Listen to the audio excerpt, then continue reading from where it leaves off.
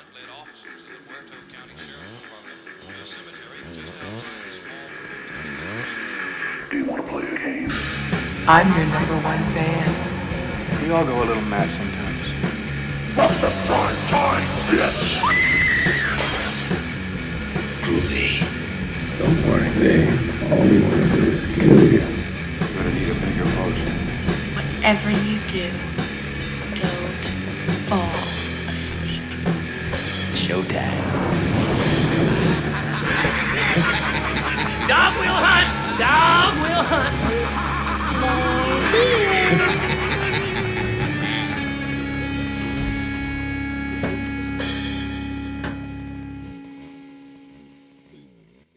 Oh yeah, I got that. And welcome back to another episode of Terror Talk. Yes, good evening, ladies and gentlemen, and welcome to another episode of the Terror Talks. We are here on Season 3. I'm your host, Jeremy, and we have a brand new team that is joining us for the first time ever on the show, introducing our newly welcomed Boo Crew. Sound effects included. So first up on our Boo Crew, we've got Ansley. Hi. We've got Brandy. Hi. We've got Blaine. Fuck off. We've got Michael. Howdy ho. And we've got Ray. Yes, Daddy. And as you can see, we are a dysfunctional bunch, but a rowdy, fun bunch. And today we are going to be talking about some Valentine's haunts that we got to experience this year for Valentine's Day. Starting off with our friends up at Deceased Farms. We had the privilege of visiting them up in Lexington, South Carolina, and going to their Deceased Farms Valentine Day haunt. So we're going to be giving you our honest review. As always, we do this divided up by categories of midway sets, makeup and costumes, special effects, scares, pacing, and actors.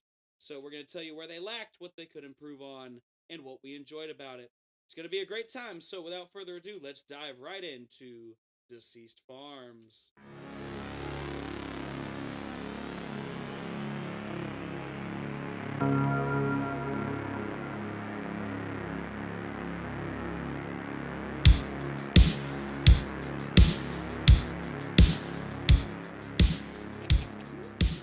So, who would like to start off the proceedings? All right, Ray's going to start us off. Go for it, Ray. So, like he said, he's from our friends, and we have acted with them. They have come and visited us, at our previous haunt before. But I'm going to give an honest review because that's what we're here for. So, for me, the midway, we did get there kind of late in the night. But I was hoping to see a little bit more midway acting, a little bit more uppity, in your face. I understand that this was a Valentine's Day haunt that was a lot smaller, not as many people as you would see during their normal Halloween season, but for their midway, I would have liked to see a lot more. Yeah, I definitely agree on that front. There was there wasn't very much going on in the midway, and like you said, we did get there sort of at the end of the evening, but I definitely think there were 2 midway characters I think that I saw. Maybe. But as far as I guess you'd say the setup in the midway, it's always super badass. Everything looks great. They have a bar, food as well. I'm just really excited about the fact that they got a bar. And they got axe throwing now, which I think it was down when we got there. Yeah, I think it was. So but we got there late. And they also, they do also have escape rooms too, which is, pretty cool. Lovely porta. Oh yeah, the porta potties. That's a great great thing. No, in terms of midway, it's a fabulous setup. I mean, like you said, just the inclusion Really of. cool merch. Oh yeah, and Fantastic. regrettably, I did not get to get any merch. I did Unfortunately, buy 2 sweaters. I tried, but I forgot. I will say, with it being a Valentine's hunt, I would have liked to see more of the Valentine theme in it and a little bit more midway act. yeah, that is a very fair point. Again, I do understand that we can't take kind of It It was all. was all Ansley's I fault. do Everybody. think too. I don't know if they were doing it for the Valentine's season, but I know that the new section that they built midway, I think a little fire show too. They had like a little, I don't know, seen videos online where they were working on it. Have like a little bit of either fireworks or like flamethrowers on the top or something. So I don't know if they were doing it for the Valentine's season, but if they did it, I missed it. I really regret not being that. Yeah, I think 'Cause that would have been really cool to what I'd been seeing online looked fantastic. Yeah. But Yeah, it is a shame, but like we said, they had a very good setup, I think, in terms of how everything is set up there in that midway. Playing with some levels here. I will also say the couple of midway actors they had actually did a very good job about staying in character and interacting with the group. And you barely ever saw them without their mask off, considering how late we were. That is a very good point. And I've done midway for a long time. I want to say it's very hard to do. It's hard to stay in character 24/7. Well, not 24/7, but the whole night. Right. I mean, you're constantly around people, and you have to keep people entertained. You can't do the same thing over and over again. That is very true, and I think that that's the thing is we can all sympathize with those actors because we've all been there. So yeah, I mean definitely. So that's the midway. So on a scale of yes, Michael, yes. I have to add when you first come in, their security. I have to applaud them. Yes. Because I have worked security, and I do carry a gun. Mm-hmm. I had my holster on me, and he made sure that there was no gun, no knife, no nothing in my holster.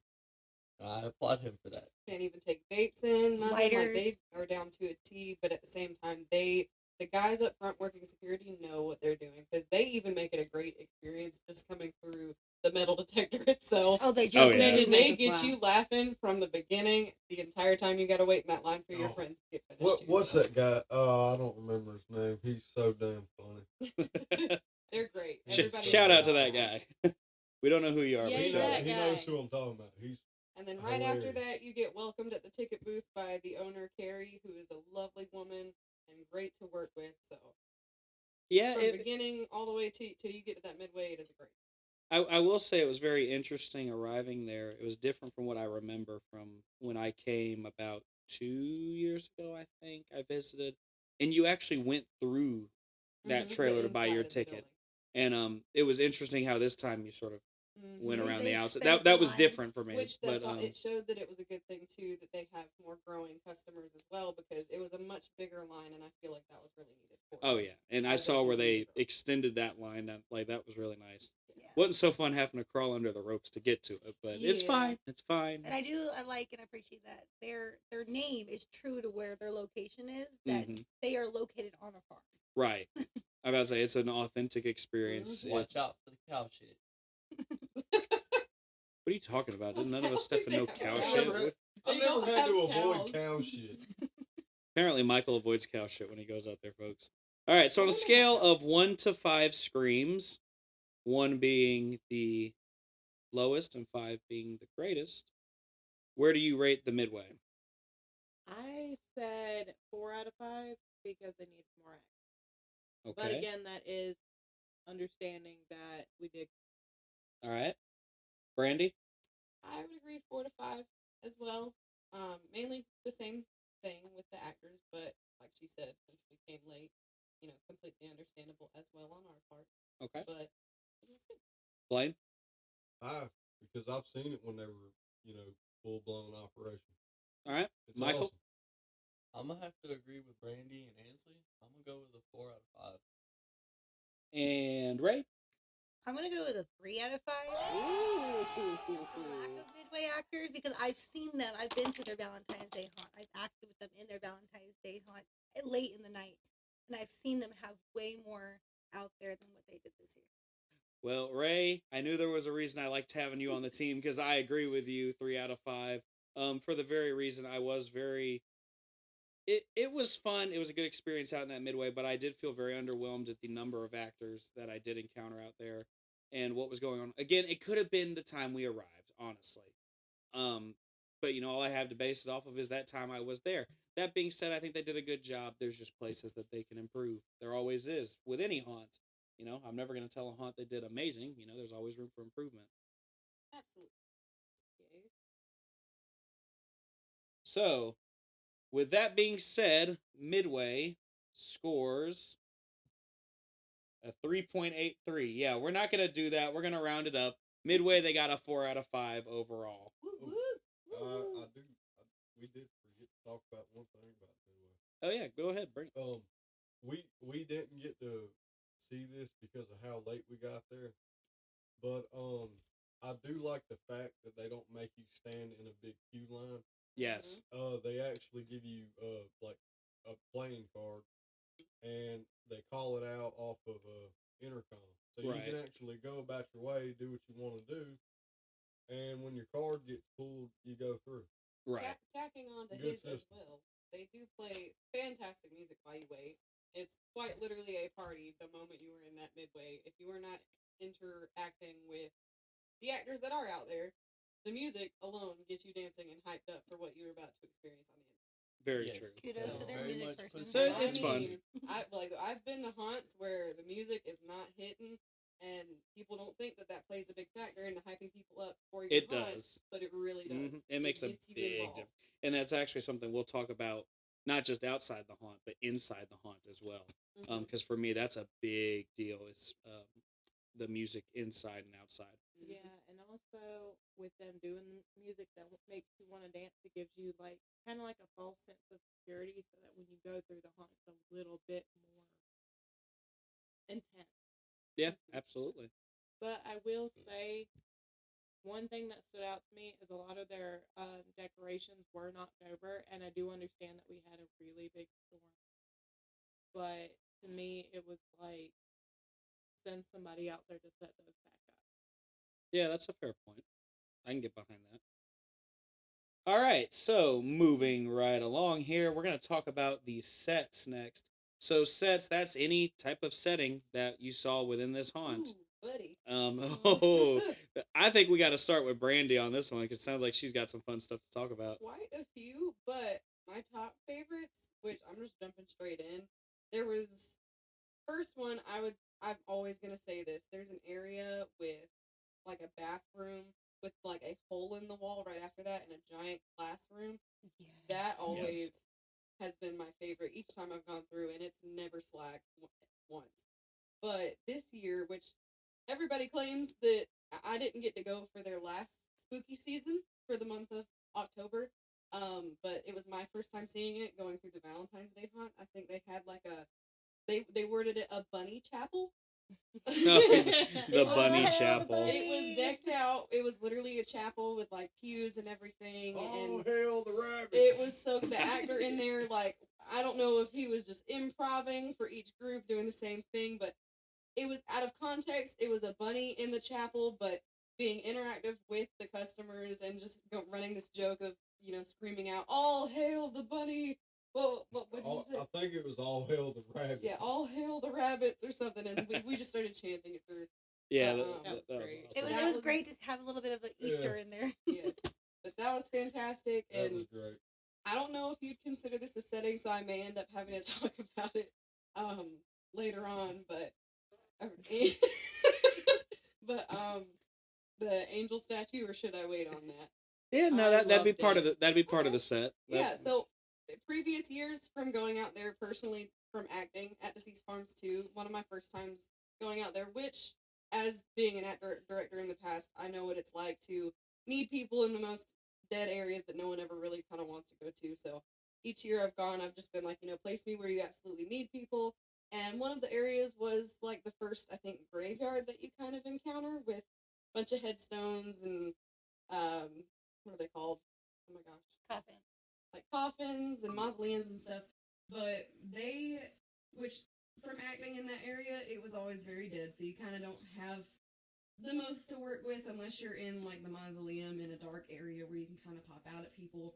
You kind of got to be able to improv, doing random things, whatever you can do to make it work and make it involve Valentine's Day stuff. But this year, I actually liked the changes that they made. I think they used to have this, like, what was it, sheet with a projector on it that made it look like ghosts or something. Or coming out of it, which that never really caught my eye. It was different than everything else in the graveyard, but this year they added this, like, angel statue that what They was had it that like for she, Halloween. what was it, she fell or something? She'd jump out at you. Yeah, she'll jump out at you, scream at you. So even though it wasn't an actual actor, there were a few out there, but that angel statue caught my eye, and it was so good in that graveyard, and it added to it so well, and I absolutely love that. Have you ever seen Doctor Who? It kind of reminds you like a weeping angel. Angel. Oh gosh, you can ask honestly the actors. You can ask everybody that was in my group. I was freaking out over that angel statue. It added so well to that graveyard, and I was so happy that they put it there. And it legit looked like stationary. Like, It was right. You could have never been able to tell that thing was gonna move. Mm-hmm. See, I was at the back of the group, so of course I didn't get the jump scare from it, which it's very hard to scare me in general. But seeing it from a distance and then getting up close to it from start to finish was absolutely. I think we have a sound of Jeremy actually screaming when it went off. That was me. Probably. Somebody screamed. Some video. It sounded something like this. I'm just kidding. For me, That's totally staying in. right. For me, the 3D billing is always one of my favorites. I love the colors, just like the music. Usually the actors that are in there are also really good because they're just giggly and all over the place, and they need to stay in character no matter how many jokes you crack at them. Michael. But I was also very sad that not a lot of people like this, but one of my favorite things in haunted houses is the vortex. I absolutely love it. I love the feeling of being dizzy. Oh I think we all agreed on this one. Ooh, the But vortex. We understand. Like I was sad that it was down. So I will say I think vortex falls more in line with special effects, but technical thing about a vortex. I don't know if this is what's wrong with it, but a lot of times they're down because the tires wear out. Mm-hmm. A lot of them run off of a tire. He speaks from experience. The haunt that we all met at, we had a lot of our own problems with the vortex. There's literally a motor spinning that has a tire rolling that whole thing. And sometimes in the middle of the season they'll go down because that tire will get wore out and it'll start slipping. All right, so I mean, that has been your fact of the day. But I will also say, with stuff like that, we also have to understand it was technically an off season, as it's not running every single night, and they didn't technically have to have it up. Right. I was say, but to tag on to what you're saying, I love what their improvisation was for it. I mean, even though some people would maybe say it wasn't the most creative, I absolutely loved it because they did hang up, what was it, like little white sheets, but they like decorated them and painted them, so because it didn't have like some Valentine's Day stuff on it too. it was an interesting improvisational moment. It was very, very, very. I was very disappointed in that, just because I really do look forward to it, but at the same time, I talked to one of the technical directors later that night. And I said, I get it, those things are expensive. I think I looked online, people selling those vortex tunnels for like $15,000. I mean, they're not cheap. So, I can't imagine they're cheap to, do the upkeep, the maintenance on them. But you're saying, it's more special effects, so I totally get that. But I guess my favorite scene would have been, Brandy even saw it, I think we were both in awe over it, was this room that had the flashing lights, and that girl was just screaming, and you could see her through the window. Actors, yes. I got her name, so whenever we get to actors, I am shouting you out, girl, because you blew us She away. was amazing. You would walk into her room, and she's just going off, and the scene itself was amazing. Kind of like an asylum, but not quite an asylum. Right. And then you would walk out of the room, and then there's that window where you can see her. And it just, the set where she can come towards that window and still get you is great. See, since she already brought it up, I'm shouting you out right now. Sativa, I got your name because like I said, I was at the back of that group when we walked through, and, while we actually came through the room, you were in the corner of the room just kind of like doing your thing, being creepy, but I hung back from the group when we went around that wall to the window. And, I wanted to watch you, run up to the glass, and so I tapped it, and you did exactly what I was wanting you to do, just because I wanted to see it, and it was perfect. So Sativa, you did a great job. And the cornfield, always. The fact that it's on a farm, and that set is just a natural thing there, and they just add the saloon to it and everything, it makes it great. I love that it's on a farm. Blaine's excited about something, I can tell. Well, man, I love the cornfield. I always wish they had more people in there. Same. But that looks like something it's really hard to get people to do that job. Oh yeah, and especially given the time of year. But with that, I mean, they did a hell of a job. They had a guy in a scarecrow costume. Oh yeah, he was my favorite. When we get to actors, he's definitely I'm about to say we're about to shout out a lot of people. I've already done one. But... Yes, Michael. All right, back on track here. In the bathroom. Michael's the one getting us back on track. How about Michael, that? your favorite would be the bathroom. In the bathroom. He'd be farting. In previous years, they had this one like almost Easter egg kind of thing of like a BDS bondage type thing. Are you talking about that one stall? Yep. Yeah. Oh yeah. With a mannequin like hanging from the air in like a sex swing kind of thing. Yes. It was all barbed wire. And it's absolutely amazing. This stereotype episode is TV mature. Oh, and then in the front house, a trigger warning for anybody for this one. I'm going to say it, but in the front house, like right there, when you walk in, it's a bed, and the guy has the shotgun in his mouth. See, like the dummy or whatever, he has a shotgun in his mouth, like Kurt Cobain style. How did I miss that? Not even notice that. What? It's right in front of the bathroom. Is it a shotgun? It's a shotgun. I think it's just like a little post that's like tying. No, him up. it's a shotgun to his mouth. I never noticed it was a shotgun. When I worked there previous year, when me and Will worked in there, it was one of the things that we just kind of, people kept calling it Kurt Cobain. They're like, oh, he goes Kurt Cobain on you. Oh, like, you know. no. My favorite thing is like the year prior to that, they had that and like a giant teddy bear that you can like get. It was like the stuffing was out. Oh jeez. Yeah, that was my favorite room. When we went to one of the actor workshops there, and they put me in that room. It was fun. Mm-hmm. It was very fun. Well, Ansley, do you have anything to add in terms of sets? No, not really. I will say, do not wear a skirt if you're going there, because it was Valentine's Day. Me and Ray decided we was gonna dress all cute, and I wore a skirt, and there is a refrigerator you gotta crawl through, and I had to have my jacket wrapped around my waist the entire time. So ladies, don't wear a skirt. I was about to say, that is one of the things I do love about there too, is they are very interactive. And I mean, like, you're crawling through tires, you are crawling through a fridge, tight walls. Underneath things. Yeah. Yes. I haven't been to many haunts. This is my first year I'm going to experience, but that is my favorite thing when it's interactive like that. Shout out to the big goat. I love that big goat. The big goat. Oh, the that big animatronic, goat. yeah. Did wasn't that one of the things that didn't work though? No, the music wouldn't work. Oh yeah. And I think that night they might not have had somebody run it. Yeah. But because I've ran that it's thing very before. cool. It's a fun. giant goat head. It looks like a Baphomet painting. You can maneuver the mouth and everything, and by hitting the button, it triggers the music. So when people come through, you kind of have to time it right. But it's great. Well, yes, Michael. I have one complaint about the what do we call it? The scenes, the sets, settings. yeah. They're not very accommodating to the taller people. I mean, yes, you can bend down, but it kind of hurts you back after a while. Quit complaining. You're not even That's all I that have to say. You're even that tall. And so for me, and I'm this taller is- than you. For most haunted houses, I've noticed, I get it, you know, the scenes, you're trying to create things, but a lot of haunted houses are not wheelchair friendly. That is very true. I have noticed that, and that all public service announcement. Okay, haunted houses all over the country.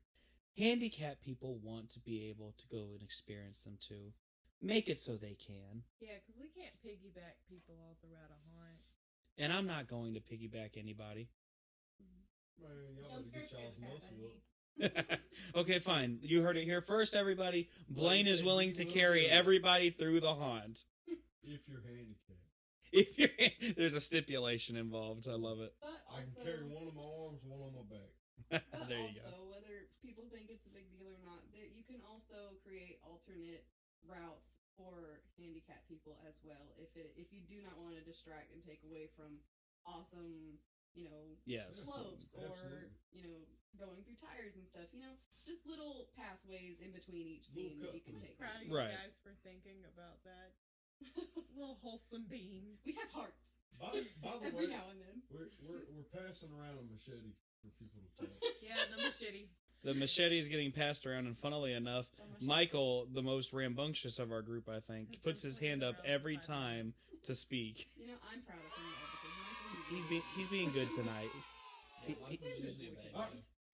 Back on track. Back on track. All right, so sets. I mean, there's not really much for me to say about it. Y'all all really covered everything. Oh my god, I think if I had to pick a favorite set. Oh, I know what I want to say about sets. I do. I have a critique because I'm Mr. Meanie. You suck. Everyone calls me Simon. Look, I thought it was bloody awful. No, I'm just kidding. Actually, my brother calls me the Gordon Ramsays of haunts. So an idiot sandwich. He tells me I'm going to go through and be like, "That's complete rubbish." I'm like, I would never do that. I would. You call that a scare? A scare, really? What kind of jump scare was that? Now you just sound like Stewie. Brian, you call that a scare? Brian. Thank you. Mommy, thank you. Hey, Quagmire. Back on track enough with the impressions. All right, and just like that, the Terror Talks got shut down and copyrighted by Seth MacFarlane. Shout out, Seth MacFarlane. Anyways. We love you, bro. No, if I had to pick one place where I got, like, really irritated, it was actually, funnily enough, it was where Brandy was given a lot of praise to earlier, which was the Bunny Church. How dare you attack me? All hail the rabbit. All hail the rabbit. I think we've started a cult. That was the point. CJ started a cult. We only sacrifice goldfish crackers. So what is your critique about So my one issue was the back half of that building. The first half was the Church of the bunny? Satan Bunny, and then the back half was nothing but black hallways. For the people that can't see, I'm glaring at Jeremy while he says this. It's okay, I'm used to it. I get glares from Ansley all the time, so. But no, there was nothing but black hallways at the end, and for me, that really it took me out of the immersion for a minute. Because it was like, what am I looking for? And there wasn't, it just sort of took away from what we were experiencing, in my opinion. So for that reason, that really just, I don't want to say rubbed me the wrong way, but it definitely was a letdown. I was expecting, even something as little as detail work on the walls or something, they can get somebody like Blaine who's really good, doing artsy stuff. And shout out Blaine. Shout out to Blaine. About to say, I'm not going to say what video, but if you go watch a certain walkthrough video we posted in the last year, you'll see some of Blaine's handiwork. That was a pretty fucking instrumental. Ooh, we got an F-bomb. We just reached an R-rated show. For those of you who don't know, if this is your first time joining us, we are 100% uncensored now. I came to a conclusion about sometime last year that there's no sense in censoring a show that's all about horror when half of your horror movies are anything but censored. So we're not censored. And, there are certain things that obviously are common sense not to say. There's worse things on YouTube. Exactly. But, if you drop an F-bomb, it's not the worst thing in the world because half the podcasts I listen to drop them too. And I was about to say, on top of that, most of the time with us, if we're saying a cuss word while complimenting something, that means it was absolutely fucking amazing. So yeah, so that's my only issue with the sets. Other than that, I thought the sets were actually really well done. Some of them were exactly the same from what I've seen before, so I would like to see some things get changed up a little bit, but I did see some things were different from what I remember. Which, while we're still on this topic, I do want to shout out Caitlin and I can't remember who all was involved this year. I didn't see a couple people that I'm used to, but I know there's Caitlin and Courtney and all them. I see their Snapchats year round. They're constantly over there making props, helping them paint stuff. So I know they are all very interactive with changing things around in that hunt. And they do a great job. And Dallas is and Dallas as well. I'm sorry, Dallas. My names are slipping tonight. It's okay. It's late. We're literally recording this at midnight, folks. So we're in a circle. Oh no, it's past midnight, honey. All right. So, but yeah, so sets were awesome. Definitely loved the school bus and the whole ending. I literally had a party at the end of that haunt. It was a great time. So, sets. Let's go around the room and let's see what we got. Let's start with Brandy because you were the first one to talk. Scale of 1 to 5 screams. What do you rate the sets? I'm going to give it a straight 5, and call me biased, but I absolutely have always adored their sets and their detail. And like with each room, minus the cornfield is its own thing, but each individual room, they always take the time to detail, paint, whatever they got to do, and it's always awesome. I'm always blown away. Cornfield's as good as the weather. As good as you're gonna get it during whatever season. You better read that damn what do you call it, almanac? Farmer's Almanac. Yeah. With what Blaine said, I would just like to point out when we went through there, Jeremy was like, "Where's all the corn?" I was like, "There is a whole cold snap going on, sir." Don't ever walk through the cornfield with me because I will literally make so many corn jokes. I think I was the most pissed off about the corn.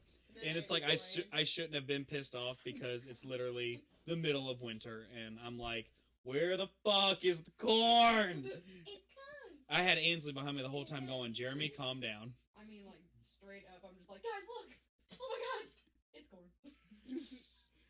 Alright, Blaine, what do you rate the sets on scale? I give it a big old high five. A big old high five from Blaine, everybody. He's carrying a big ass knife through the room. Yeah, I'm like, you know what? Rate it whatever you want, Blaine. It's whatever you want, sir. You're gonna get shanked. Michael, what do you rate the sets, buddy? I give it a 1. Just kidding. It's definitely a 5. Wow, I was about to be like, holy shit. We all just like, Jesus. our breath just caught on our throat. We all looked at him. It is definitely a 5. It is absolutely amazing. You go through one room and then you go into the next room and it's completely different. All right, Ray? I'm gonna give them a 5 because out of all of the haunts that I have been to in my years of haunting and just being, you know, a person who enjoys haunted houses and horror in general, like Michael said, you enter a room and you're just engulfed in a whole new scene. It's not, you know, just one theme. You walk through one thing and you end in a different thing, and it's great. All right, Ainsley? I'm gonna say a 5 out of 5. I absolutely adored the sets. The skirt thing was on me. That was nothing to do with them. I was the retard that wore a skirt. So 5 out of 5. So We love it. it boils down to Jeremy. Sets, I'm going to give them. I'm going to be honest. I'm giving them a 4 out of 5. It's because of the corn, wasn't it? It's because of the corn, the thing that was out of their control. No, it was. Blaine raises a knife. You're giving them a what, sir?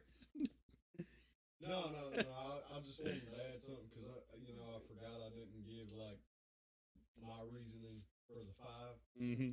Is I mean, I've built sets in haunts before.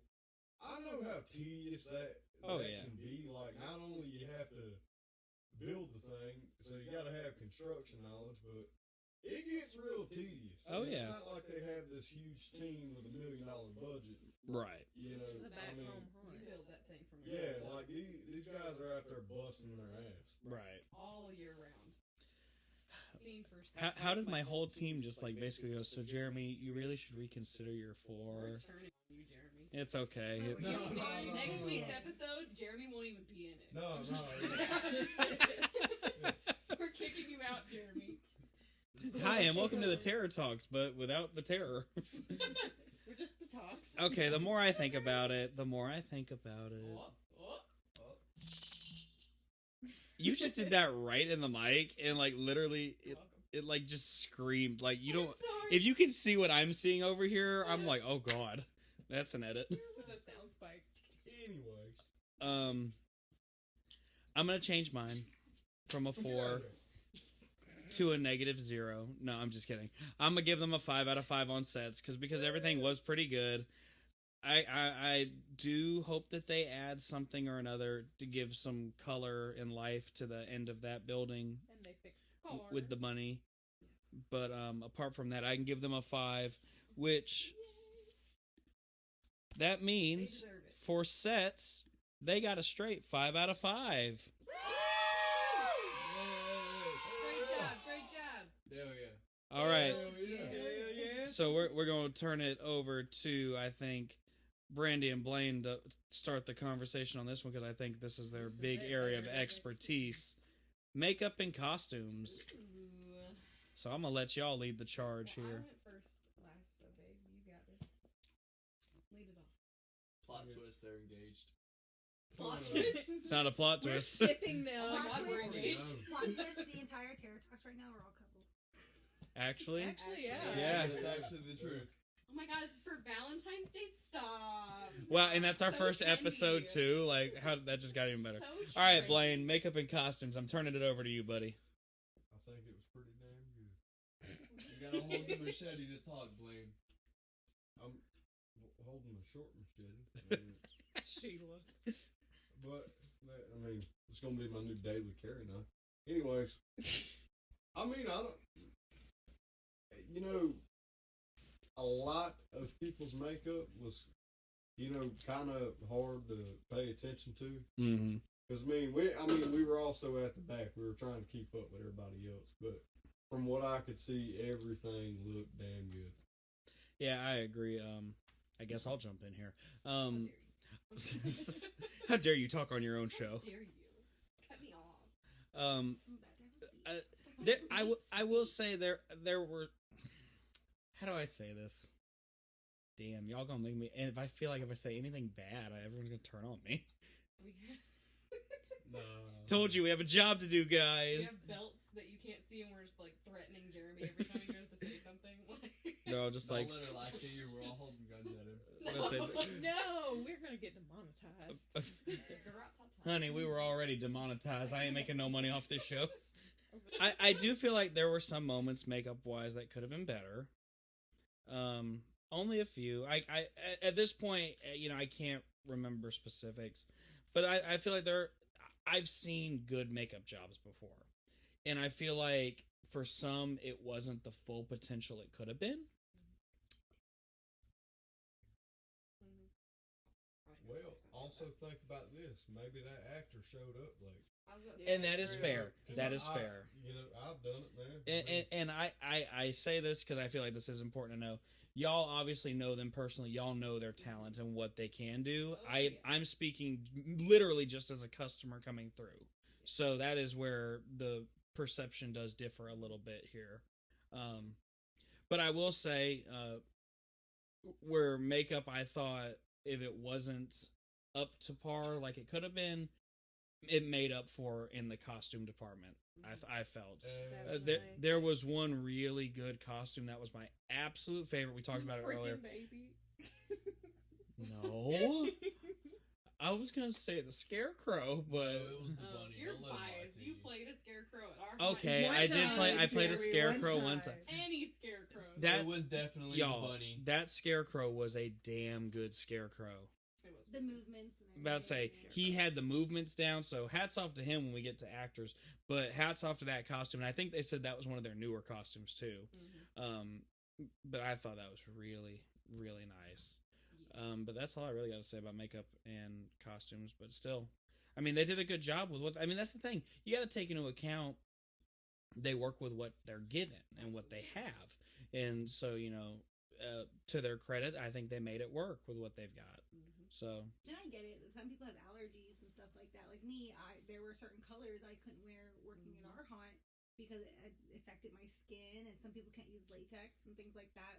But I would have hoped for some areas to have a little more gore in the makeup because for me, in haunted houses, I enjoy the blood and the goreness and like the melting of the faces and things like that. Which masks you can do with masks and latex, and you can even do with regular cream makeup. Right. You can never go wrong with masks. Right.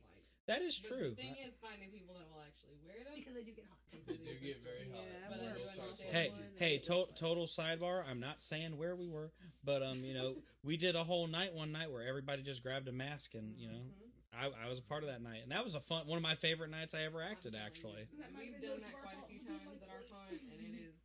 Those are fun nights because usually it's a slow night when we decide to do that, but it's fun. You can't go wrong. I love how every time I say, like, I've I'm. never wore a mask except for the one time I acted at Deceased Farms, and I was a possum, and it was amazing. I love it. I got to wear the possum mask. But I will say, to kind of jump in here, I know from hearing them say it that night, I don't know the specific situation, but I think, I mean, they did have quite a few actors that night, and so I think Caitlin and Courtney usually are the main ones that I know that do makeup back there in the back. I don't know who all is a part of their team this year doing makeup, and unfortunately I didn't get to go out there on another night to kind of help them and see, you know, what they were working with this year too. But Caitlin, I know she was, I think if I had it right, she was mostly doing makeup by herself that night, so with what she had, she did a fantastic job. But personally, when I say that I've seen before in the past working with them through last Valentine season, and they had a bunch of actors and a good makeup team, they have some of, like, when I tell you they do artwork on people's face, like, I've seen Courtney do, for the 3D area and, like, 3D illusions, do artwork on someone's face. Like, I can't even explain it to you. Yeah.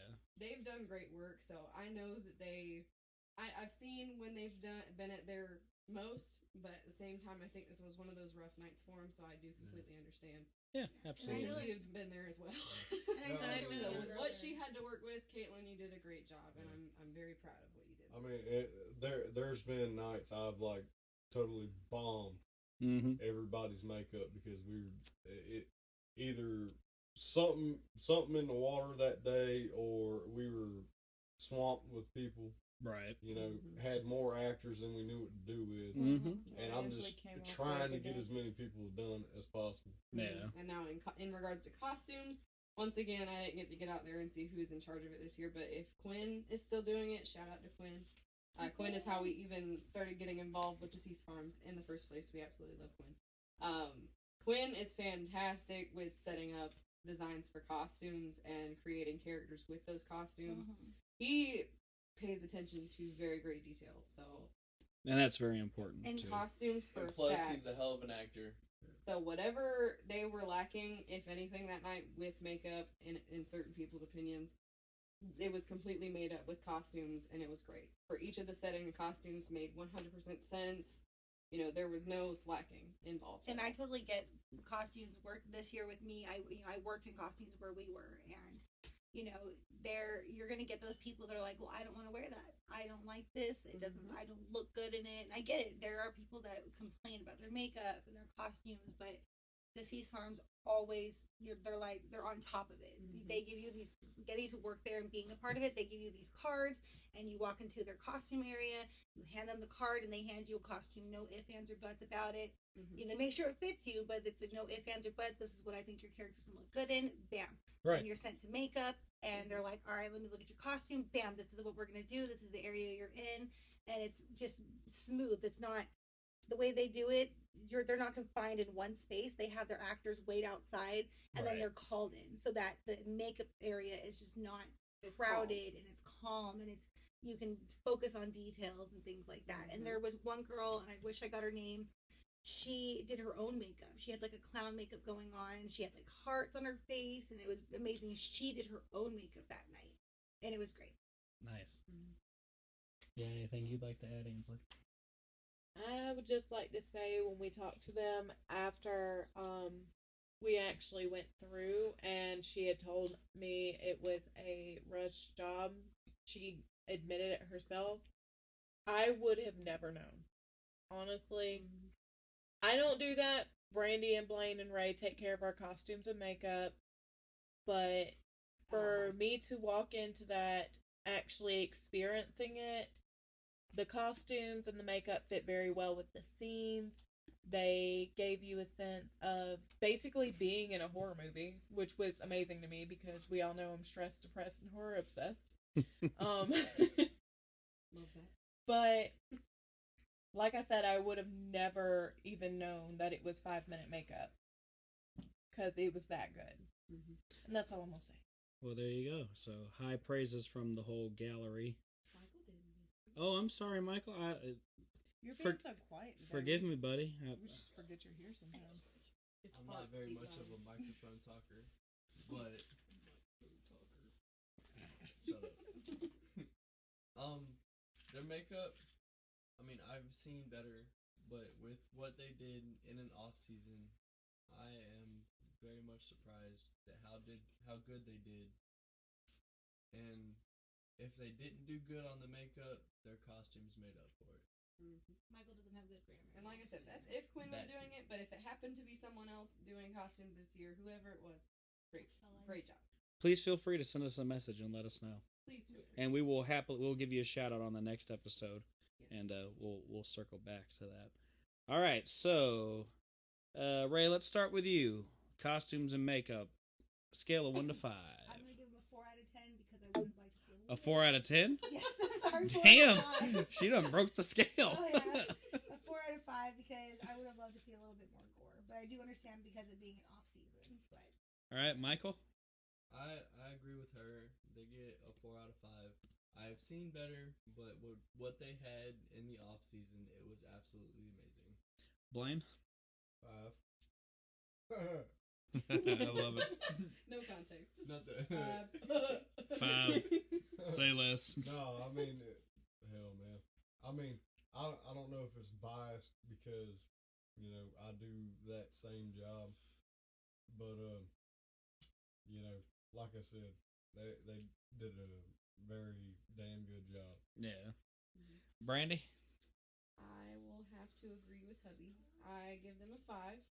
And like pretty much word for word what he said may seem biased, but we have done makeup at our haunt, and we can, I've been the actor manager along with Ray from our haunt as well, so we completely understand how it is, and what goes on really in that scenario. So for the night that I think they were having, and with the team that they had that night, I think they did a very good job. And nothing really looked rushed either.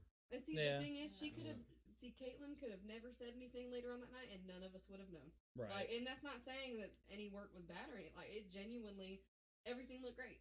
Everything worked with where it was, and it was perfect. Right. It was good. Nancy? I'm going to piggyback off of what some of the others have said. I gave them a 4 out of 5 as well because I said considering time. Like I said, I don't do makeup. Like, I am just an actress, and I'm like, hey, put me where you need me. And from just walking through and everything, like I said, I never would have known that it was 5-minute makeup.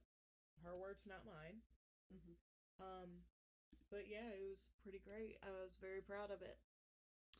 All right, so I'm going to shock everybody here, I think, with Good shot, bad shot. I guess we'll find out, won't we? I am going to give them...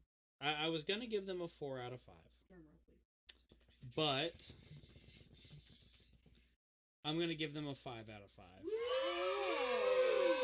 And the reason being, I mean, I gotta go for my homie, the Scarecrow. I mean, that costume, man. Scarecrow. That Scarecrow.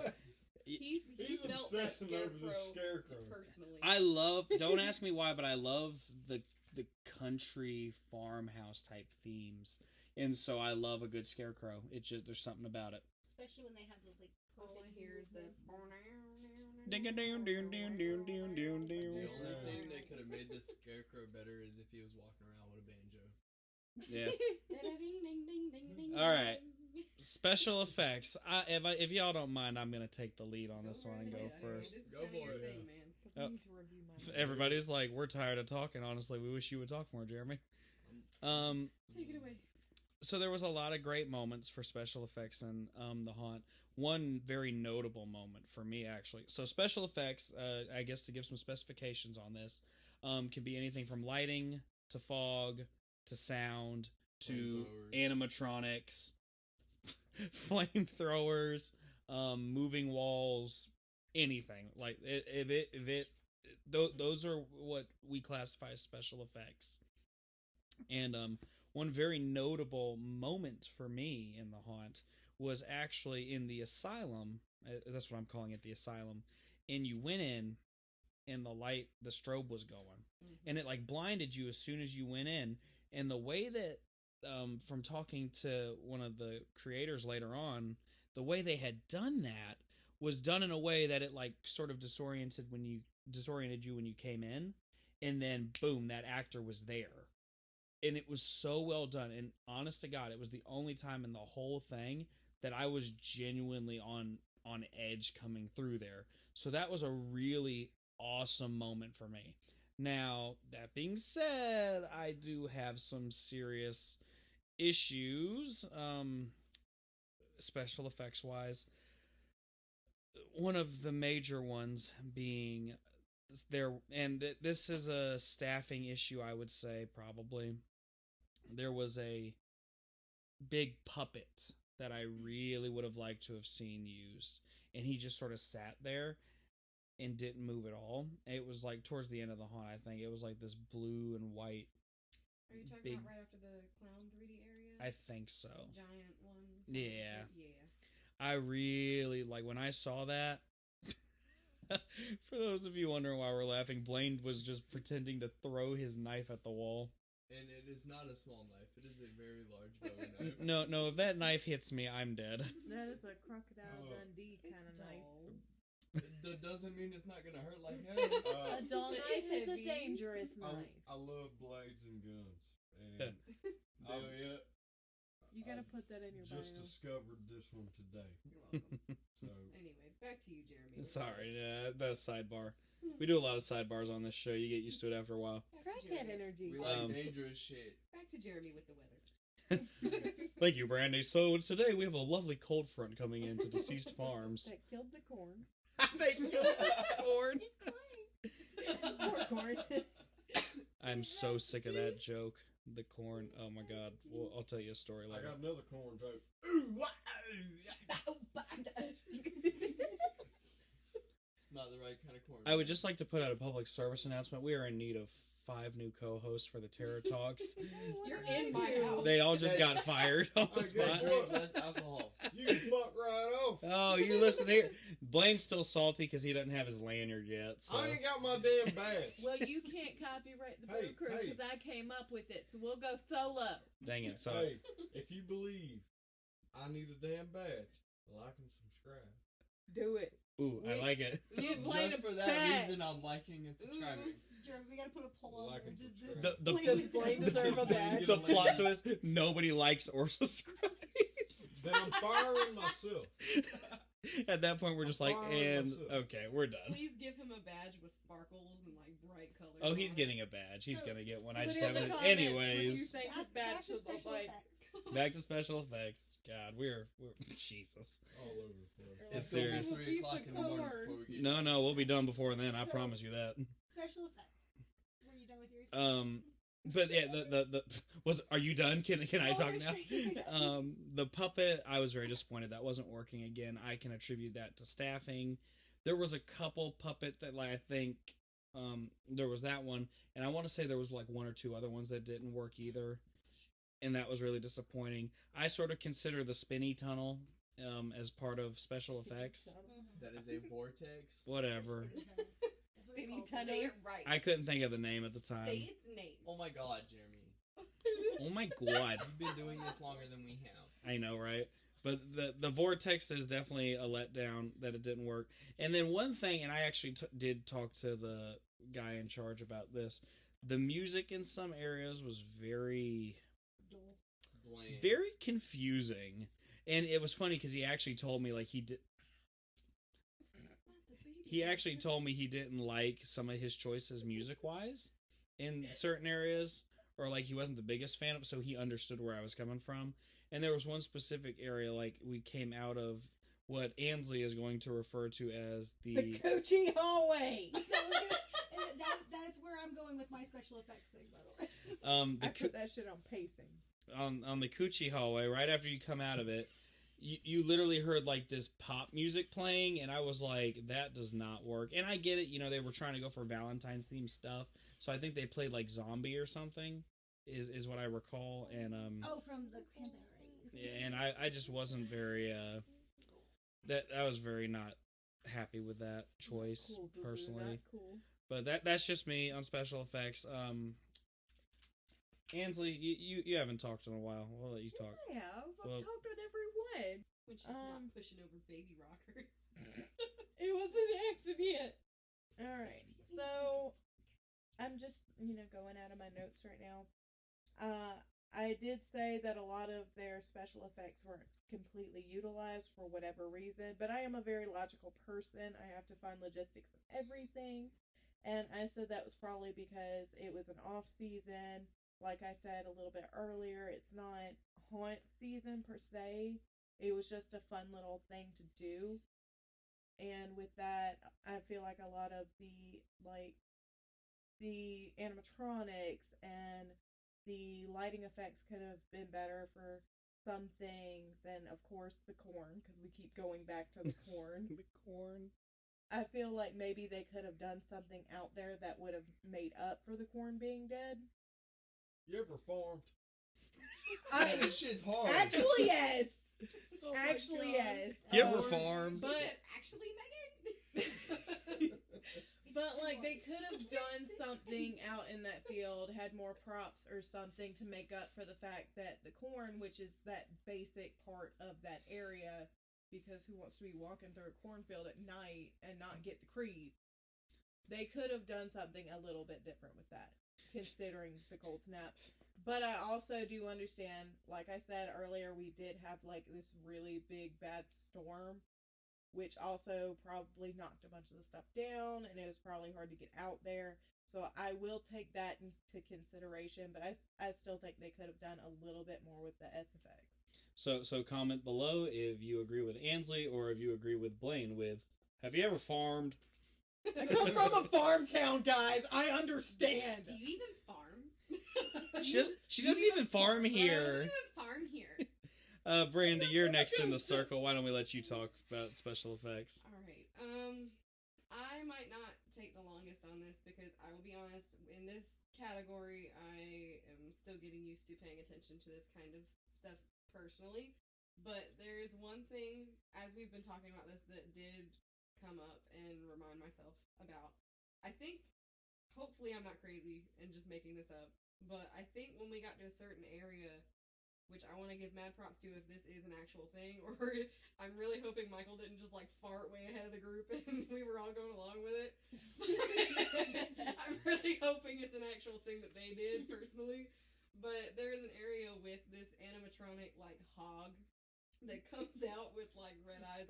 I'm think if I'm remembering right. It's been a minute. Oh, I'm but cutting no, like in. we That all was walked not through. me. Please tell me if you remember this, because I feel like I'll be crazy if Oh, I know what not. you're talking about. But we, Oh my God, it was Brady, a dark you're such area. a fart sniffer. I am a fart sniffer.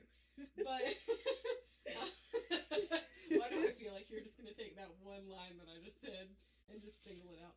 But you kind of go around a sharp curve as you come up to this hog, and it's a dark area, so you can't really see details on it, but it's very loud and it's very cool walking up to it animatronic wise. But right in that area, like we all started saying at the same time that it had a weird smell to it, and It did. that's my biggest thing when walking through haunts that I do still pay attention to are, what's the word for it, when it like Smell-o-vision.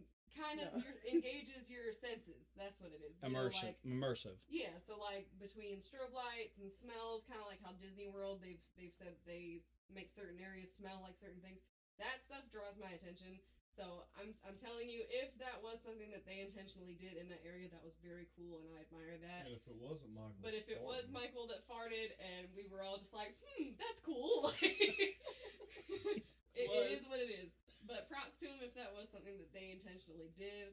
In regards to music, I didn't really pay too much attention to it. I'm always the only thing that ever sticks out to me is the 3D area, clown area with the rave music, because it's always so fun and, you know, gets you kind of jumping when you're in there.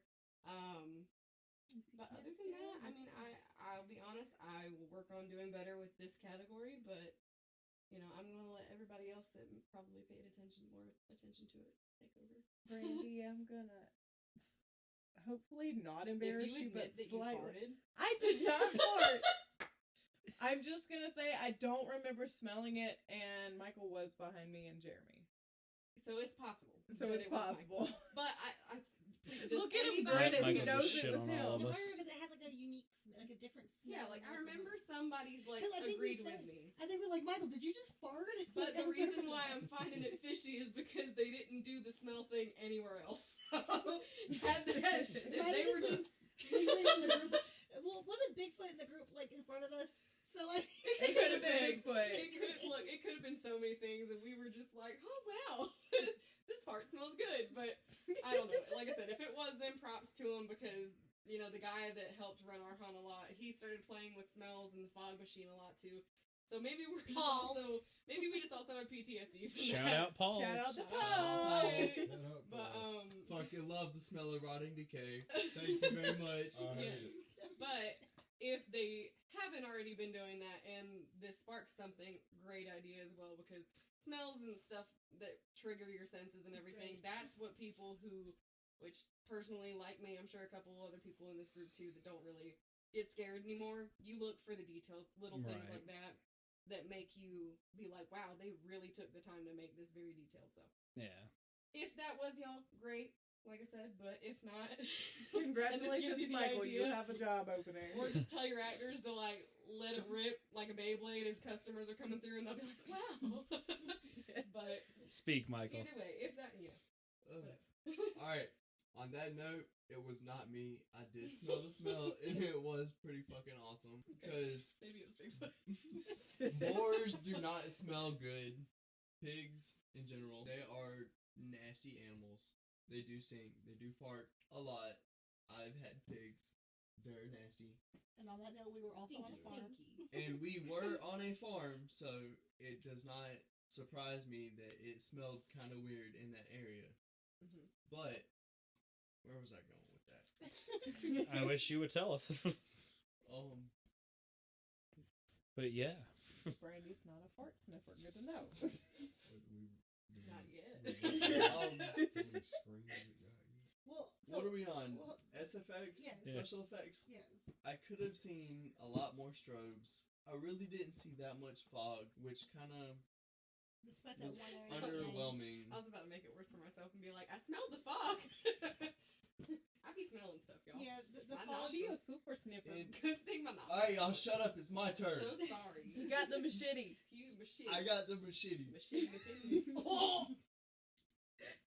In the haunted house that we have all worked at, there was a lot of fog.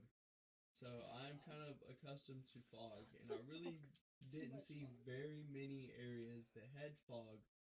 And fog is a big plus in most areas. You could have put fog in the corn. It's Yes. annoying.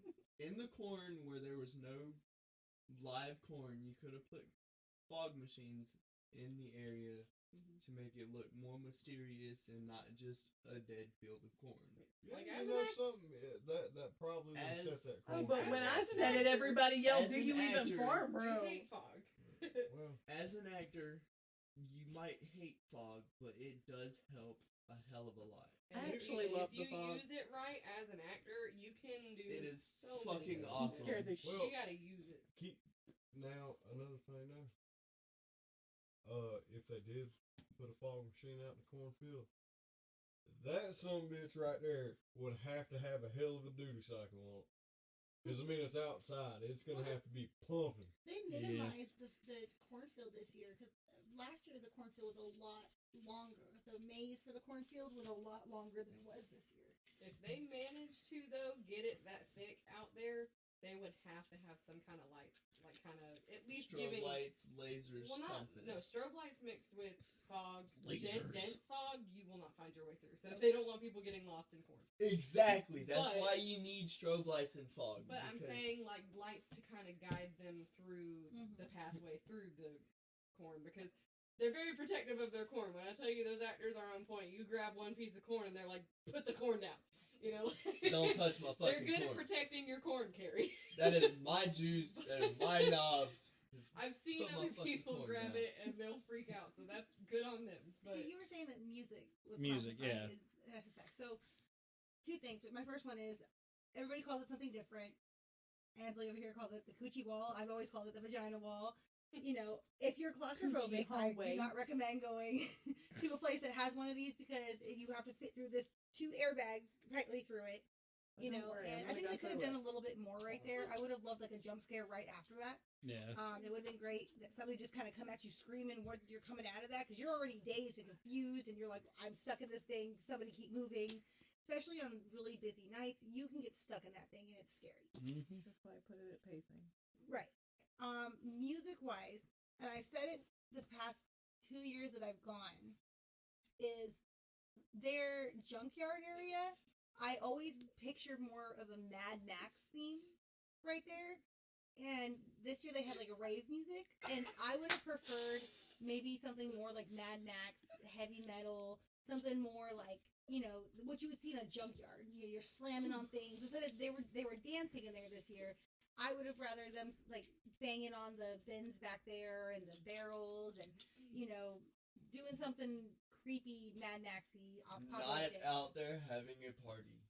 Well, I will say with that, where that point is concerned, put the machete down. It's my turn. My brain, my brain mixed up the machete that you had and the giant knife they had, so I thought you threw the actual knife, and I was like, that's not gonna end well. Not, oh my god, Ainsley's about to die. Anyway, irrelevant beside the point. I think that the reason they were dancing in it instead of trying to scare us is because it was a Valentine's hunt and it was more of a fun little outing than it was like, oh, let me just scare the shit out of you real quick. So, I kind of like the dancing, but I know my opinion's not the only one that matters here. So, I agree with you too, Ray. Alright. Well, I can understand, I don't mean to cut you off while she's on that topic. I can understand the dancing, but not everybody doing it. Which, I don't think everybody did do it, but most of the actors in that area did, and there's only it just felt more like a go-go scene than a junkyard. They had a bunch of youngsters. They just wanted to party it but up. I think we're on special effects and not actors. Yeah. So. Let's say we're about to be there. Almost there.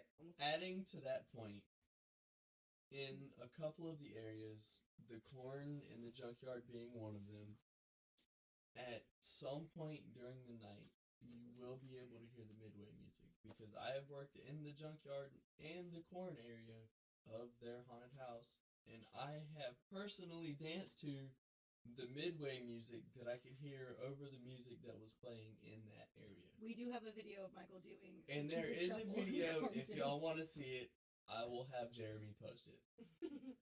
You heard it here. Like and subscribe if you also want Michael. Like and subscribe if you want to see it.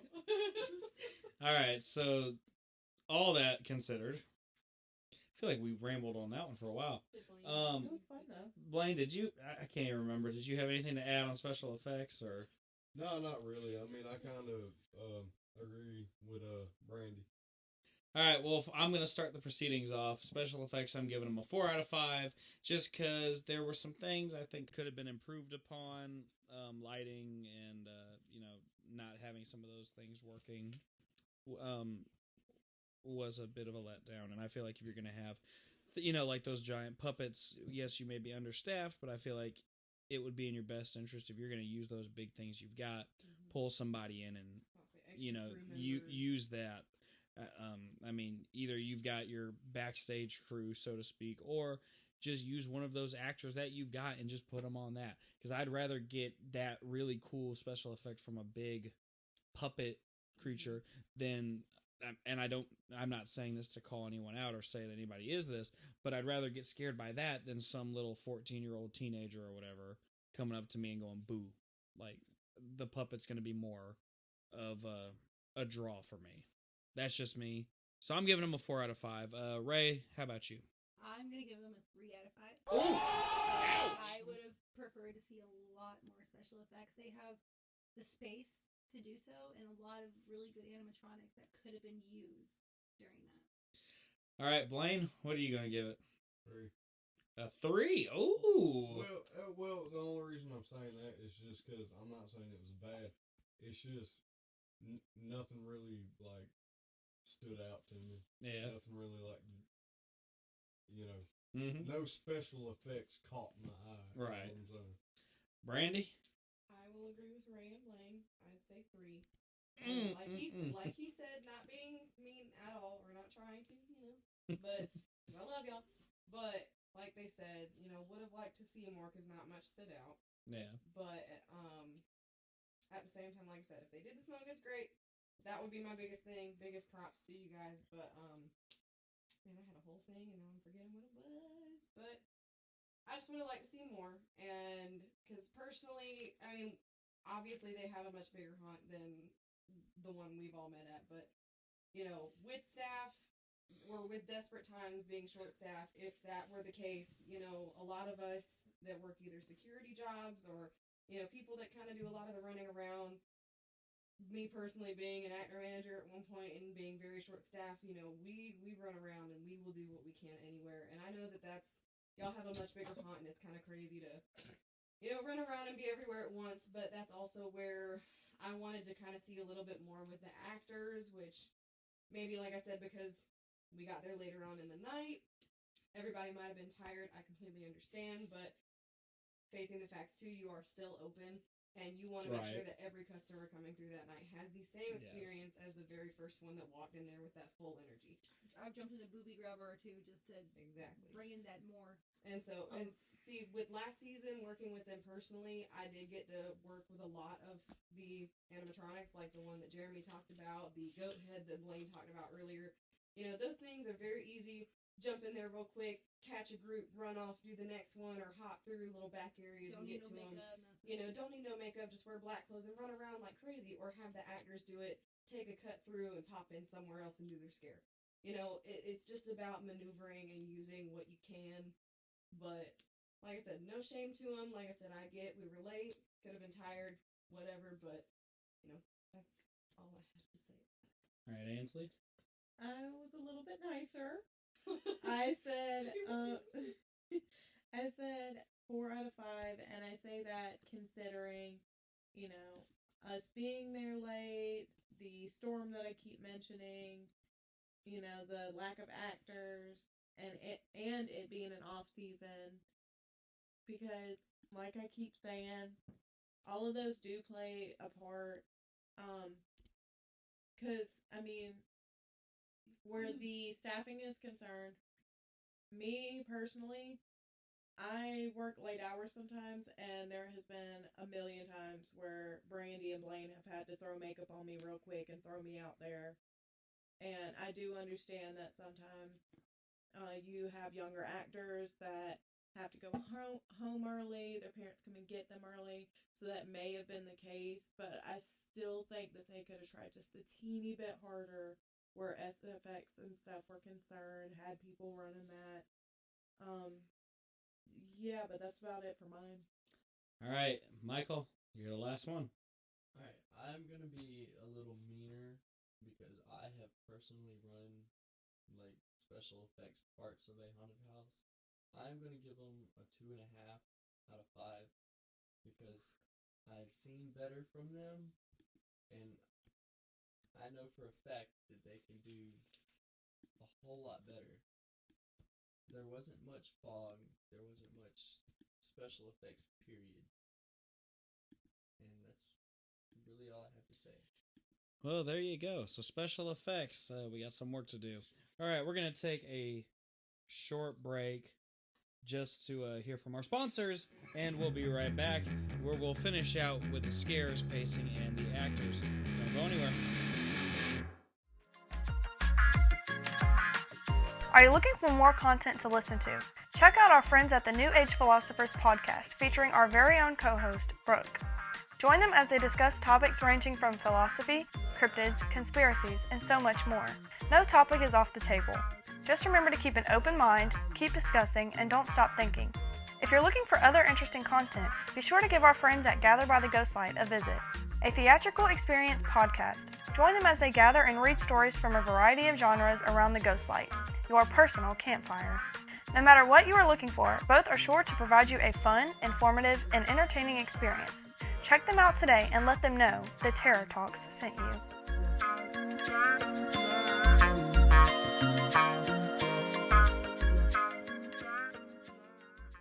You got Blaine's moonshine. That shit's so good it'll make you wake up beside your cousin.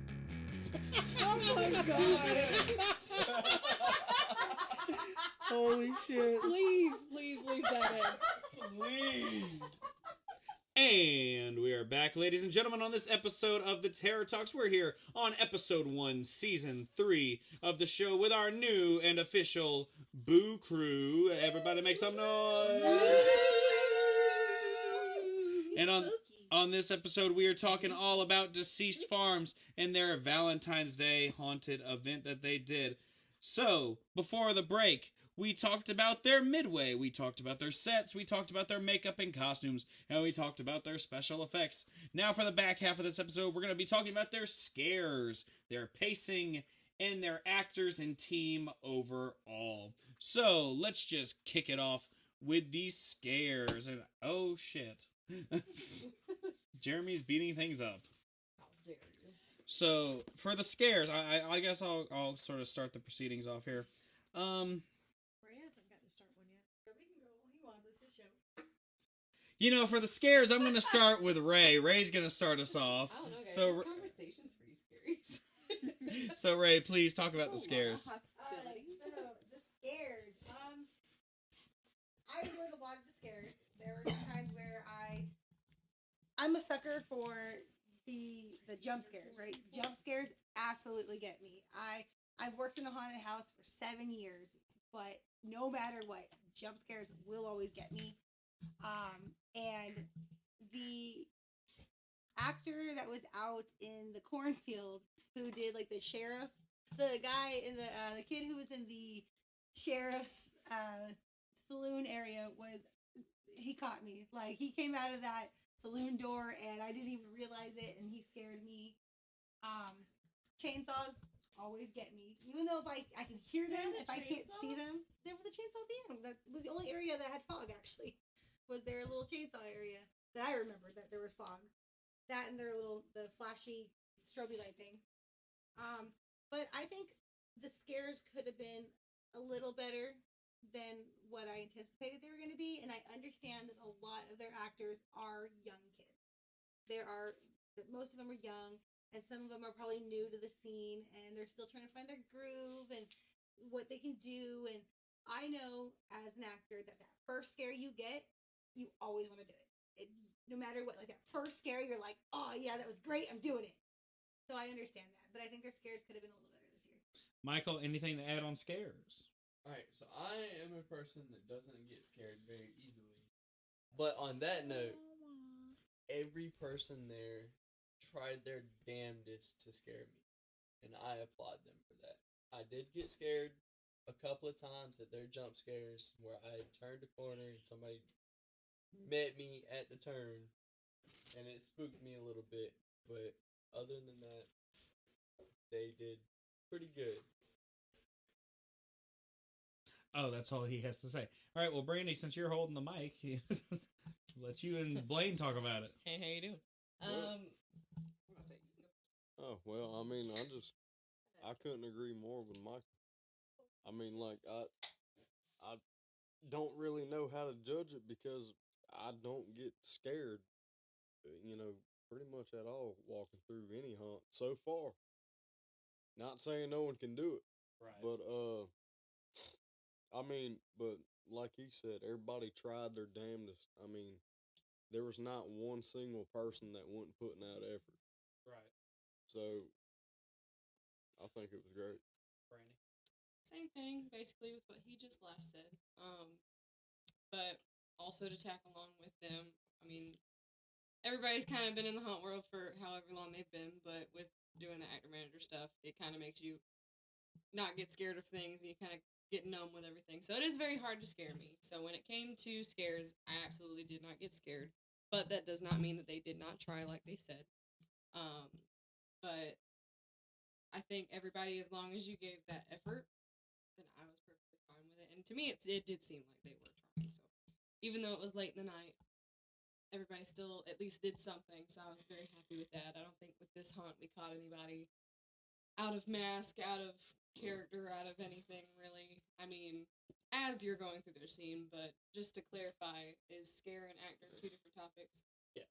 Okay, so I do have opinions on actor stuff. But Oh, okay. All right. I was gonna say we can sort of combine them if we want. Go ahead and talk about both. If you want. I'll save that speech for later. But Well, I mean, I like that nobody was doing your typical get outs and or things along that. I mean, everything was pretty creative. You mean you didn't like the? No, I don't Which- remember that. That's something that we preach a lot at our hunt about staying away from are the get outs. Are you scared? I can smell your fear. The typical stuff that you easily think of. I've never first. been told I can smell your fear. I've heard it quite often. That's but a new one. See, with the tricky thing, which this is what I'm going to judge the most hardest about with, themed haunts for special events is, especially Valentine's Day, there's so many things that you can dive into that tie into the holiday. And just saying Happy Valentine's Day or, Merry Chrysler, just the typical upfront. It's fine if you work with the people in your area and kind of plan out what you're going to do, what you're going to say, so it doesn't get repetitive before the haunt starts. Right. That's a great plan to kind of do, which we encourage that at our haunt too. I don't know if they do that there or if that's something that they have been doing recently. I don't know. Right. But I didn't catch too many people saying Happy Valentine's Day. There were a few people that did try. But, however, I'm one of those people that I judge a little bit harder. If you can get creative with it and incorporate it very, sly, I don't know how to word this, but, in a sly manner, and you're like, whoa, that was cool, I will applaud you on that. But that's just, anyway, sorry, I didn't mean to get too into that. But who next?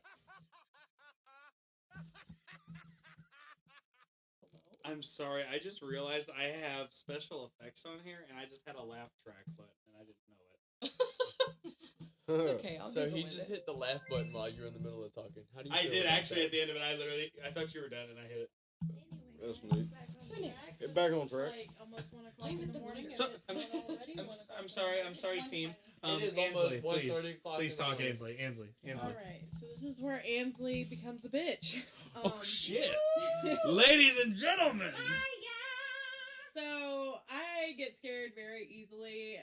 There has been a couple hunts we've been through where they have put me at the beginning just because they think it's funny as hell when I get scared. It is pretty funny. That being said, I personally do not remember getting scared by any of the face actors.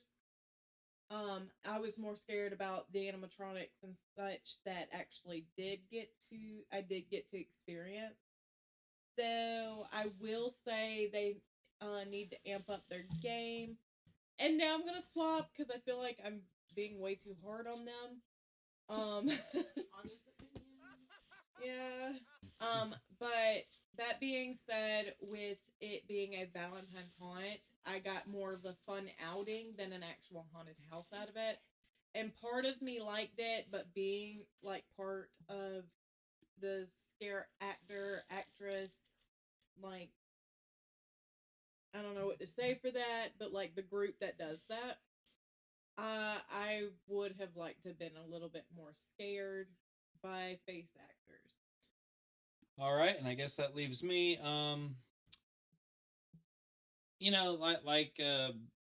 Blaine, Brandy, and Michael all said. Don't let him lie to you. He's a scaredy little bitch. Me good. You're usually up there with me. I saw you do that classic. Oh shit! But I do have a lot of. times. I have a lot of oh shit moments, and that is the beauty. That's why I love reviewing haunts, is because I do get scared still. But there are some times where I don't get scared, and if I'm being really brutally honest, Deceased was not one where I got too terribly scared a lot of the way through. You can ask anybody in the group going through several other haunts with me this season so far. He screams like a girl A lot. Thanks, honey. Why y'all bragging on Jeremy? Love you. Jeez. Anyways. Look, they humbling you down for the first episode. I know. I got the director over here going, and wrap it up. But no, I mean, they had some good moments. There were some great scare moments. I definitely got someone jumped out on I remember the school bus was a distinct moment where the guy sort of hit the roof of the school bus. It was an audible scare, and it got me. It was a good jump. That was fun. I was behind you for that. That was a good one. And then earlier, like I said, the little asylum strobe light thing, that was another good moment where I actually got genuinely scared. But there wasn't too many in there, and I just wish there could have been more. But like they said, to their credit, they did try their damnedest, and they were working for it. They really were. So let's tally that one up. Brandy, scares. Since no one successfully was able to scare me, but they did try, I'm gonna give it a 3. Okay, yay, I'm not So being a it's bitch. not all bad and not all good, but like I said, that's just me. I don't get scared really at all anymore. But they did try, so I give them that. All right, Blaine. You give them a 4. Michael.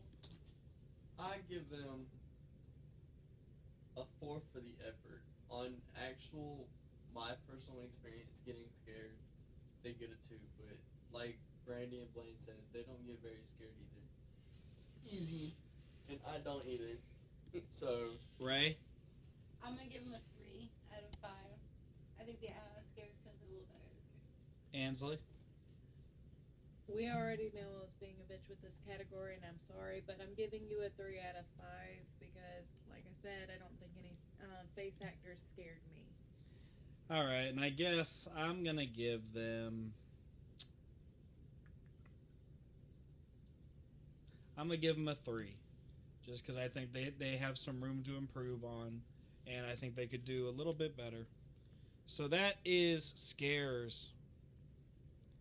So up next we've got pacing. I think this will go pretty quick because I think we can all pretty much agree on this. So I'll just sort of start off the talking on this one just because I think it'll go pretty quick. Overall, very quick. Not very quick. I'm sorry, I've already fucked it up. Very steady haunted house. It's very easy to take your time and really take a nice sort of brisk walking pace through it. It's a great length. I think I clocked it at about 20 minutes, I think, to walk through the entirety of it. Somewhere between 15 to 20, give or take. And, really it all depends on, how fast you yourself are going through these haunts. But I feel like the actors were very good about, sort of keeping you in the moment and also pushing you along. Hell, there was one room I distinctly remember where Michael, they told us to sit down in our seats. It was the classroom. And your ass actually went and sat down in a seat, and they sort of interacted and played along with that for a minute. But it didn't hold up anything. Like, there was no group coming behind us. It didn't really mess up anything. I will say the other people in our group decided they were going to run off, and so, they probably had a very different experience from what we did. But for me, I feel it was done very well. It was a great length. All the little scenes you went through, you got your ample amount of detail and time with each one, and you had plenty of time to experience what you needed to experience. So for pacing for me, I think that was great. Go ahead when you talk about it. We're going to go ahead and just give out our scores for it. So for pacing, I give them a 5 out of 5. Who would like to go next? I'll go ahead. Ansley, my dear. The pacing was pretty decent. The reason I'm going to give them a 4 out of 5 is because of the freaking coochie hallway. I despise coochie hallways, and I will always take a point off for that. It's true. Like, half of our haunts we're going to, she has already eviscerated them because of this. I understand wanting to disorient people and use some of their personal fears against them. But, me personally, I almost had a panic attack. I'm not even gonna lie. And that was probably me being a baby.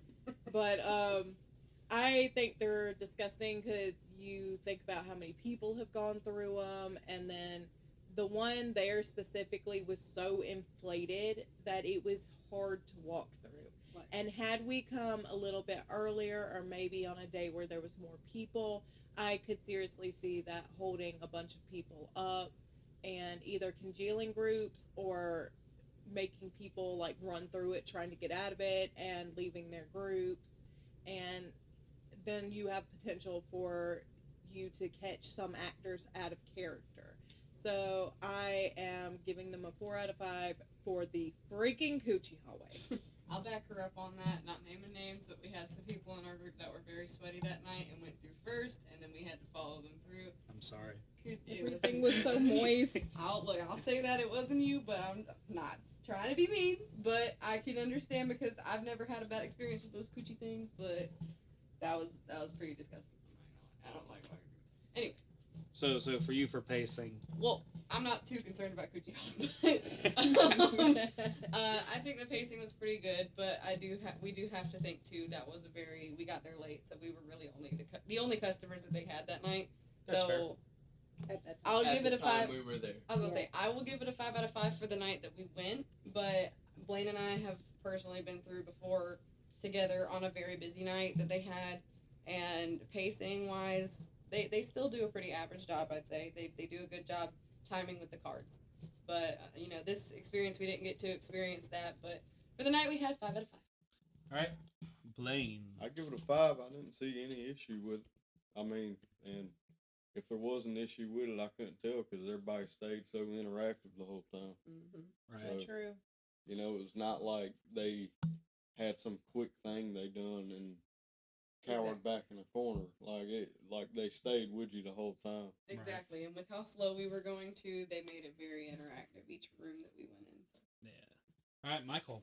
All right, I am also going to give them a 5 out of 5 because I personally interacted with what they were doing in the scenes. Like Jeremy said earlier, in the classroom area, they told us to sit down and take our seats. And I literally sat down and they started like they were going to start teaching the class. And for that, I give them 5 out of 5. Michael is that person that will take them literal. You tell him to do something, he is going I to am do it. gonna do it. He is going to do it. Make you break character. Exactly. He's the one that will push you.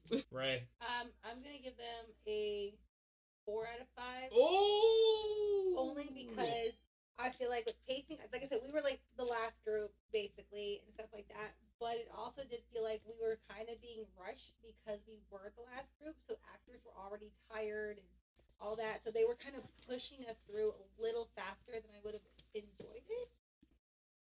All right, that's fair. Solid. All right, so now we move into the final category. Did you judge it? Yes, I judged it. I was the first one to judge it. I'm sorry, it's late. I'm tired. It's okay. Shows how much you pay attention to your boyfriend. I know, right? Damn. A Rocky Valentine's review.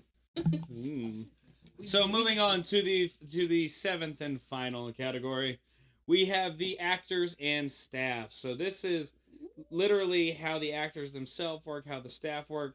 How were they friendly to us? Anything. This is really a great time for customer service sort of judging. So I guess I'll start again because why not? When in Rome. I'm gonna go ahead and give them a 5 out of 5. Because for one thing, I feel all the actors were at the top of their game. I did not bump into any that were, lacking in any way or who were like not giving it 110%. Like I said, everyone interacted with us. Like Michael said, we had that awesome one in the teacher's lounge area. And then I know Brandy's got some accolades she's going to give out and such. And I think they did a really good job. And just apart from that, all of the staff that we encountered, I feel were very, very friendly, very welcoming. They were willing to talk with us and, really just have some one-on-one time with us and discuss things. Huge shout out to all of them. I really feel like they made the experience very, very carefree and simple and provided a really awesome time. And even like Michael mentioned, getting there at the security from the minute that everything got started with that. They were cracking jokes, making us laugh, making you feel welcome, and sort of like what Ansley said, giving you a false sense of security, making you feel like, oh, it's going to be a fun time. Hell no, your ass about to get scared the shit out of. So. By the animatronic. Yeah, exactly. I agree with Medea over here. Oh, hell no. But I give the actors and the staff a 5 out of 5. Who would like to go? I would. Oh, we're gonna turn it over to Blaine. Don't grab the mic. Don't grab the I top. don't I give him a 15. 15. I love them crazy something good. Can't do that. It's Okay, well, I give him. That's illegal. But nah, I mean, every bit of that staff is the best. They're awesome. Love every one of them. All right. I'm gonna give them 5 out of 5 because with the amount of people they did have, they did put in their best effort. Like I said, my favorite one is gonna be the kid that was in the saloon. I wish I knew your name. I wish I got your name at the end of the night because, like I said, Michael tries to break somebody out of character, and Michael told this kid, "You're never gonna get me, copper," and ran, and that kid chased him. Literally ran after him, and then told him he was gonna steal me from him that night, and I loved it. He went along with the whole Valentine's Day theme. He was great. Everybody was great. We had conversations. I had conversations with the girl in the merch booth, and I wish I could remember her name right off the top of my head. She was the actor director last year, and I'm trying to remember her name right now. I'm so sorry. Drawing a blank. Starts with an S. I do know that. But yeah, you guys did a great effort. The security people were great. They took my lighter in the beginning, and then he gave my lighter right back at the end. So yeah, like anything that he took from you guys at the beginning when you come in, you did get back at the end. Like they didn't just confiscate it and like, oh, mine now. Right. And they were cracking jokes with all of us, and we were sharing trade secrets, and they were sharing trade secrets, and we loved it. It was great. Michael? I'm gonna give them a 5 out of 5 because when we walked in, like I said prior in the video, I carry a pistol on me, and I took my pistol out and left it in the car, but I forgot I had a pocket knife in my pocket. And immediately when I walked through the metal detector, he was like, "You can't have that pocket knife," and he took it from me, and immediately after we left the building, he gave it right back to me. Like, he knew whose knife it was, who he took it from, and everything, and the actors were absolutely amazing. All right, Ainsley? Well, me personally, I'm gonna give them a 5 out of 5 because I think I mentioned earlier I have only met them like twice. I acted with them one time, and this was the second time I had ever been meeting them. And going into it, I honestly thought because so many of us knew them that everybody was going to be breaking character. Oh, hi, Brandy. Hi, Blaine. Stuff like that. But I was very pleasantly surprised that as young as a lot of these actors are, they did very well at not breaking character. And Michael put them to the test. Like, he had me cracking up. And a lot of times with littles, I hate working with littles. Stop laughing. Applaud for the honesty. I hate working with littles because a lot of times they think of this more as a outing instead of like a job. And to me, that just makes me hate it so much more because when you go through a haunt, you're paying to get scared. You're not paying for these little kids to run up at you and say something stupid, or this character that's supposed to be in this area is way over here because they're young, they don't know no better, whatever. And I thought the actors at Deceased Farms, with them being so young, I think they did an amazing job about staying in character, and I was extremely proud of that. And also, I would love to give a shout out to the grown-ass man dressed like a baby that was in the very first room, and as soon as we walked in, he goes, "Welcome home!"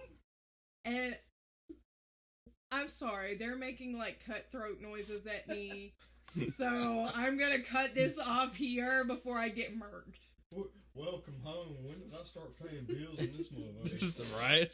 Oh, nobody had welcome home on his belly. I'm over here like, what? Grown-ass man was in a diaper. I ain't gonna live in this fucking house. And also, another shout out before I get murked over here. There was a midway actor dressed like a bride, and she actually let me propose to her with a peach ring. She's amazing. I love her. Yes, and she played that off with me very well, and I was very, very happy about that, because I'm the type of person, I will go up to the Midway characters and I'll just be acting like a kid, and I loved it. All right, Brandy. The fate rests in your hands. Alrighty. No pressure. All right. So, mine may be slightly different. However, I was debating between 4 and 5, but I think I will agree with everyone on 5. That's what I've decided.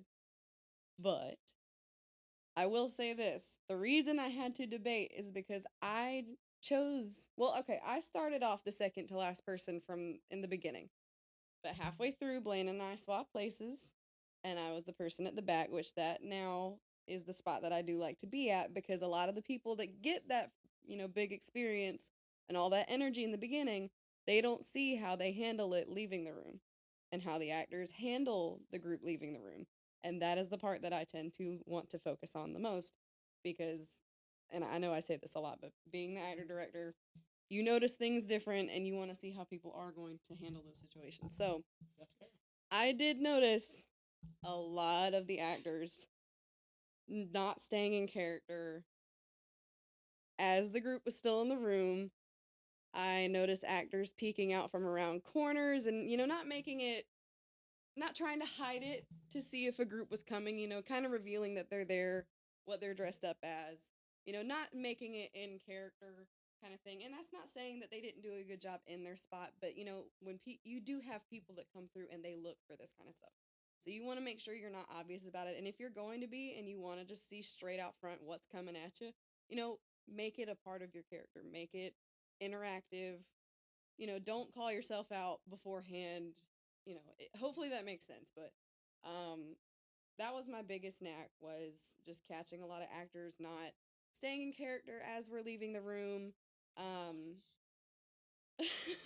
lot of things, that I also, you can hear actors talking with each other as people leave rooms, and, I noticed that a lot too, so, but I do, like they said, have to keep in mind that there are a lot of young actors, and I do understand with working with a lot of them in the past, that they have all this energy, and they want to talk about things that just happened, what someone just said, aka Michael telling them, bad jokes and stuff.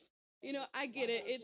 I get it. It's funny stuff. But in that instance, you gotta wait until they're out of sight, out of mind, or just save it in the back of your mind and talk about it after hours. That's a personal knack of mine. And that's the main thing I'm always going to be looking for, is if you are still in character while the group is still in the room. Even that last person. I mean, each person that's in the group, you gotta treat them as they're the first, second, middle, whatever, so on and so forth. You want to scare every single person in that group. Exactly. Everybody paid to be there. Exactly.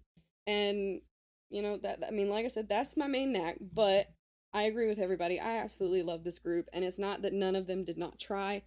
I was a part of the main group, but like I said, I pay attention to the stuff after the scenes all died down and everything, so that's just me.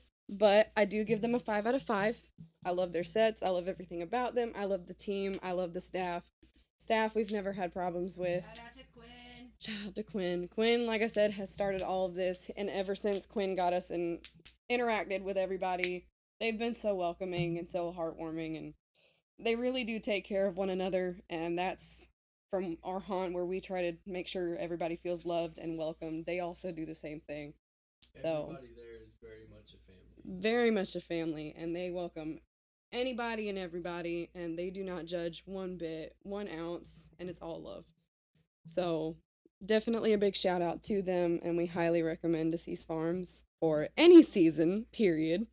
But, anybody else? To add on to my thing, one thing I do love from working from 3 different haunts, one in Las Vegas, one here in Augusta, and then working in South Carolina with them, I absolutely enjoy at the end of their night, at the end when everybody's gone, all the guests have gone, they do actor of the night.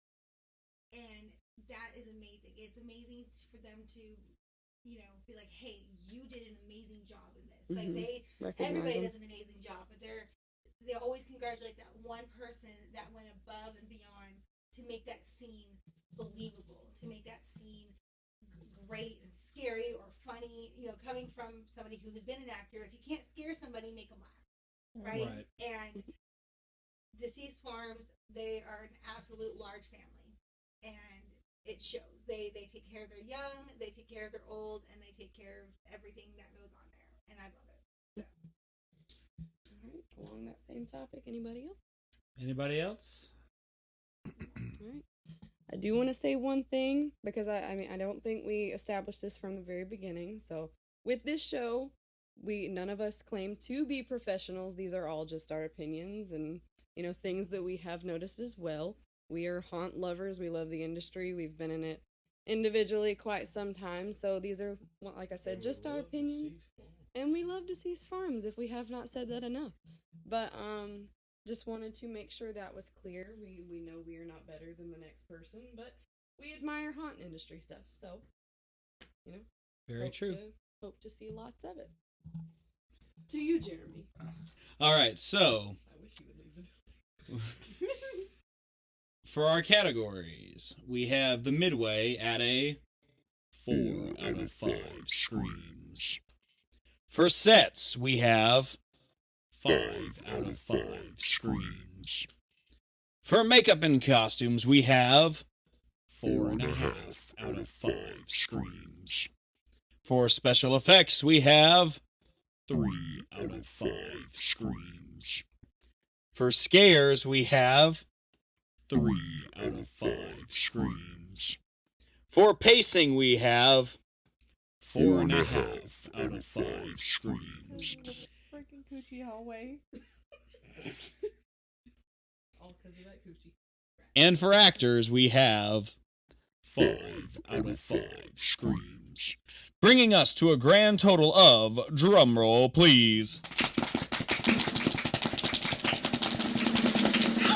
4 out of 5 screams.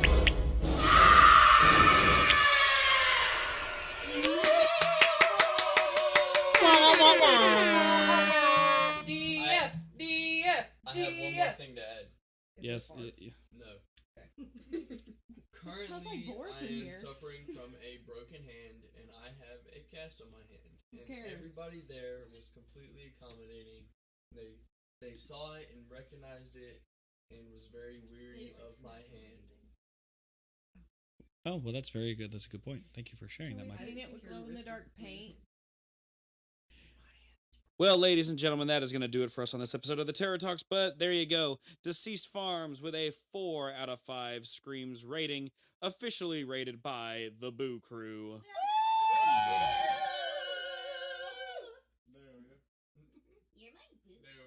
Holy shit, y'all have no idea what that did to my ears just now.